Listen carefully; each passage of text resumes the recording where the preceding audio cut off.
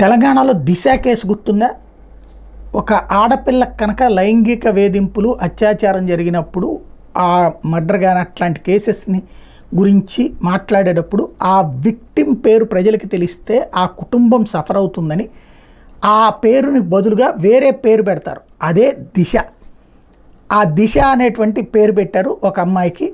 చనిపోయిన తర్వాత ఆ అమ్మాయిని అత్యాచారం చేసినటువంటి దుర్మార్గులని నాడు కాల్చి చంపారు. గుర్తుందా? సజ్జన్నార్ ఎవరైతే ఐపీఎస్ అధికారి తెలంగాణకు సంబంధించి, వాళ్ళని సీన్ ఆఫ్ అఫెన్స్కి చూపెట్టడానికి అని చెప్పి తీసుకెళ్ళి రీకన్స్ట్రక్షన్ అని చెప్పి అక్కడ కాల్చి పడేశారు.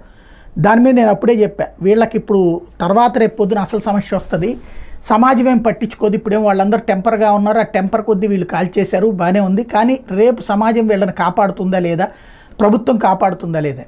కేసీఆర్ కొంతకాలం కాపాడారు, కానీ సుప్రీంకోర్టు దాకా మానవ పౌర హక్కుల సంఘాలు వెళ్ళటం, దాంతో సిర్పూర్కర్ కమిటీ ఒకటి వేసి ఆ సిర్పూర్ కమిటీ వీళ్ళు అది ఫేక్ ఎన్కౌంటరా ఒరిజినల్ ఎన్కౌంటరా అని తేల్చమన్నారు. వాళ్ళు ఫేక్ ఎన్కౌంటరే అని తేల్చారు.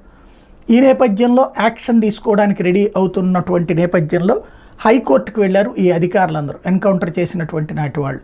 తెలంగాణ హైకోర్టు వాళ్ళకి ఊరట కల్పించింది, ఎలాంటి చర్య తీసుకోవద్దని తెలంగాణ ప్రభుత్వాన్ని ఆదేశించింది. తద్వారా వాళ్ళు సక్సెస్ అయ్యారు. అదే సందర్భంలో వాళ్ళ మెడ మీద ఈ కత్తి అలా వేలాడుతూ ఉంటుంది.